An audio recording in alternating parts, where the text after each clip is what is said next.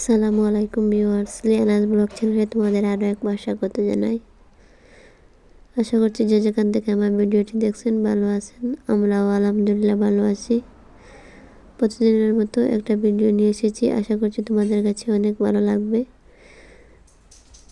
আর আমার ভিডিওটাতে লাইক দিয়ে সম্পূর্ণ ভিডিও জুড়ে থাকবেন।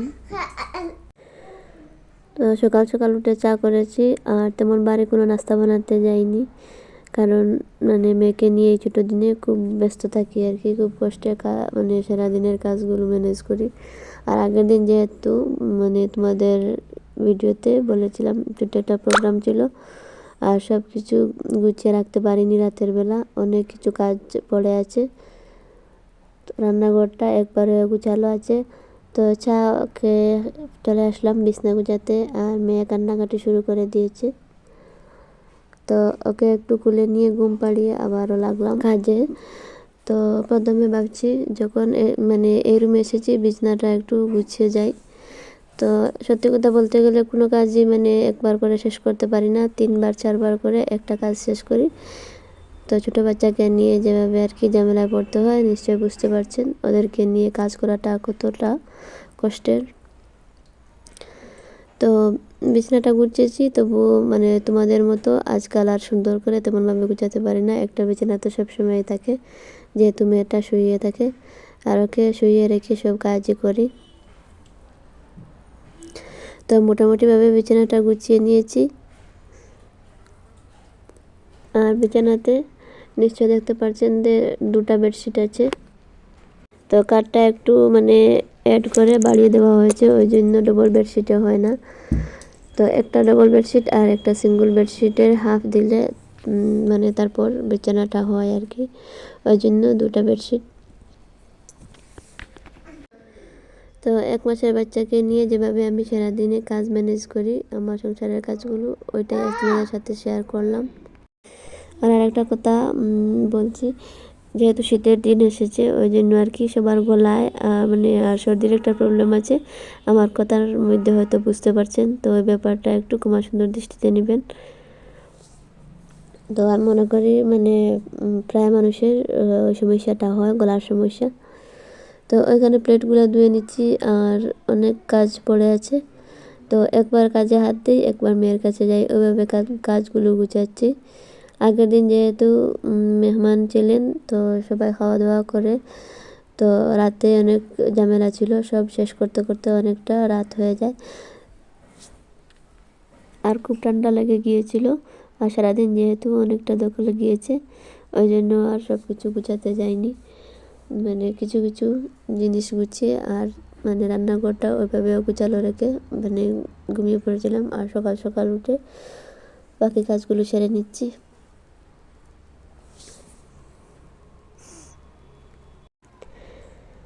তো সবাই চলে গিয়েছে, আর আমার ছোটো বোনেরা হয়তো থাকতো, ওরা আমাকে পরের দিন সব কিছু হেল্প করে, তারপর সব কিছু গুছিয়ে রেখে তারপর যেত। তো ওদের যেহেতু এক্সাম চলছে এখন, সবের স্কুল কলেজে সব এক্সাম চলছে, ওই জন্য আর কি ওরা সকাল রাত্রে আমার বাড়িতে থাকলে হবে না, ওই জন্য ওরাও চলে গিয়েছে। ওই জন্য আমার একটু বেশি কষ্ট করতে হচ্ছে, আমি একাই সব কিছু পরিষ্কার করছি।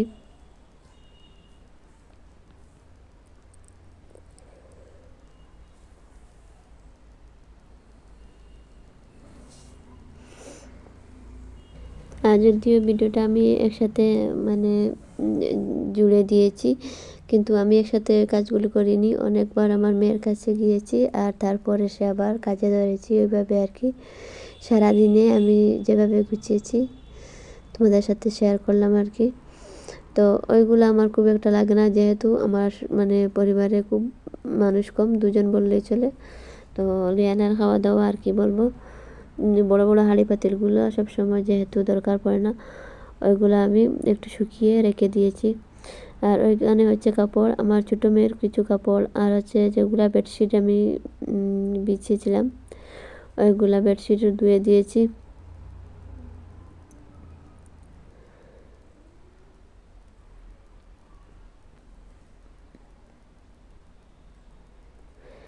আমি নিচটা আবারও একটু জল ছাড়িয়ে নিলাম, কারণ মানে ছোট ছোট ব্ল্যাঙ্কেটগুলো দিলে খুব তাড়াতাড়ি শুকিয়ে যায়। আরও কাপড় আছে, আর সবগুলা বেডশিট আমি একদিনে ভিজাইনি, কারণ অনেক কাজ করেছি আর তারপর আমার টায়ার্ড লাগছিল, ভাবলাম একটা বেডশিট বাকিগুলো দিয়ে দেবো তারপরের দিন আবার। তো খাওয়া দাওয়ার জন্য যেহেতু নিচে বিছিয়েছিলাম, আর মানে খাওয়ার সময় নিচে পড়ে আর কি বেডশিটগুলো একটু ময়লা হয়ে গেছে। রান্নাঘর পরিষ্কার করে কাপড় ধুয়ে তারপর যেহেতু মানে সকালে কোনো কিছু খাওয়া হয়নি তেমনভাবে, একটু চা খেয়েছি, তো ভাবলাম কোনো কিছু খাই। তো এখানে বোন কলেজ যাওয়ার সময় মানে দিয়ে গিয়েছে পিঠা আর একটু চানা, তো পিঠা আর চানা খেয়ে আর একটু ফল খেয়ে নিয়েছি।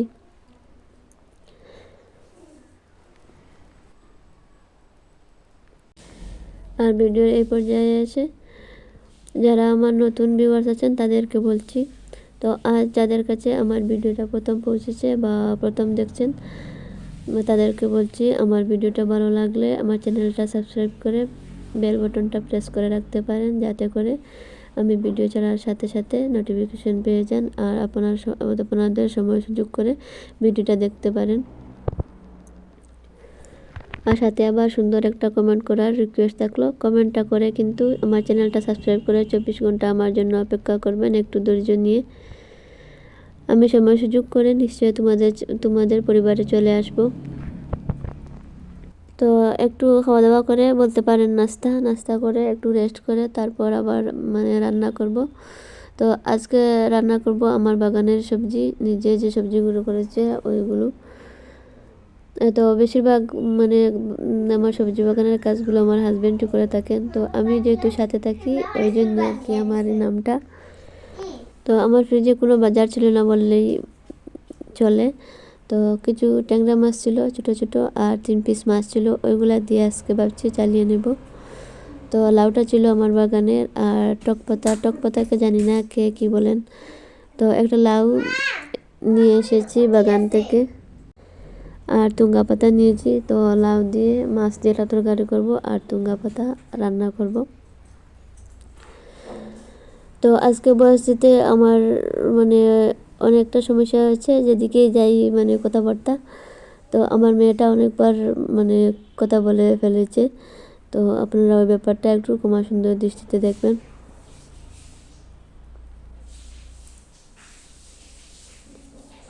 তো ছোটো মাছ দিয়ে ওই পাতাগুলো রান্না করব, আর খুব কম পরিমাণে নিয়েছি, কারণ কি যেহেতু এখনও বৃষ্টি পড়েনি, তো বৃষ্টি পড়লে পাতাগুলো একটু টক ভাব কমে, এখন মানে খুব বেশি টক থাকে, ওই জন্য খুব কম পরিমাণে নিলাম।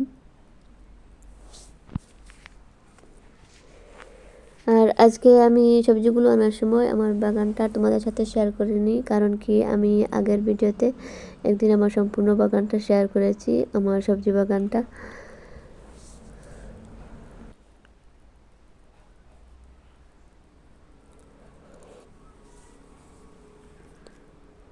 তো একদিকে রান্না করছি আর একদিকে মানে রান্না করতে করতে যে বাসনগুলো বেরিয়েছিল ওইগুলো আবার ধুয়ে রেখে দিয়েছি, কারণ কি মানে যতক্ষণ রান্না করে থাকি ততক্ষণ মানে বাসন বের হতে থাকে, আর সঙ্গে সঙ্গে ধুয়ে নিলে ওই মানে জমা থাকে না, আর জমা থাকলে পরে অনেকটা সময়ের দরকার পড়ে যায়। তো একদিকে রান্না করছি আর একদিকে অন্য বাসন মানে এক্সট্রা বাসনগুলো ধুয়ে দিচ্ছি। আর ওইটাতে কিন্তু আমি দুধ গরম করি, আর মানে সঙ্গে সঙ্গে পরিষ্কার হবে না, একটু কষ্ট হবে, ওই জন্য আর কি ভিজিয়ে রাখলাম, পরে একবার পরিষ্কার করে নেব। বললি শুই না, ঘুম থেকে উঠবো। ঘুম আসলি না আচ্ছা, তো আমার বড় মেয়েটা একটুকু বুঝে না কেন জানি না, তো যখনই ছোটো মেয়েটাকে ঘুম পাড়াই তারপর মানে দেখলেই সঙ্গে সঙ্গে এসে উঠিয়ে দেয়। তো অনেক বুঝিয়ে বলি তারপরও কথা শুনে না, কেন জানি না এই কাজটা করে আর কি। ওর হয়তো ভালো লাগে, উঠলে কান্নাকাটি করে, তো ওইসব মনে হয় ওর ভালো লাগে। তো আজকে তোমাদের সাথে টক পাতাটা রান্না শেয়ার করি একটু। তো অনেকভাবে রান্না করে, আমি কিন্তু আজকে রসুন দিইনি, যেহেতু মাছ দিয়ে রান্না করব। তো মাছ দিয়ে রান্না করলে আমি রসুন দিই না, শুধুমাত্র পেঁয়াজ দিয়েই বাকি মশলাগুলো দিয়ে বসিয়ে দিই। মশলা কষিয়ে রান্না করা যায়। প্রথমে মশলা কষিয়ে তারপর আর কি পাতাগুলো দিয়ে দিলেও হয়। আমি কিন্তু তাড়াহুড়োর মাঝে রান্না করেছিলাম, তো পেঁয়াজটুকু একটু লাল লাল হয়ে গিয়েছিলো, তারপর আমি পাতাটা দিয়ে দিয়েছি। আর আমার মেয়েটা উঠে গিয়েছিলো, আমি গ্যাস অফ করে মেয়ের কাছে চলে গিয়েছিলাম। তারপর এসে আবার মানে গ্যাস জ্বালিয়ে আর আমি পাতাটা একটু নরম হয়ে গিয়েছে আর উপরে একটু একটু মশলা দিয়ে আর রান্নাটা করছি। তো রান্নাটা হচ্ছে মানে একটা আর্ট, এক একজনে এক একভাবে রান্না করে। খুব তাড়াহুড়োর মধ্যে রান্না করেছি, তারপরে অনেক মজা হয়েছে মাশাআল্লাহ।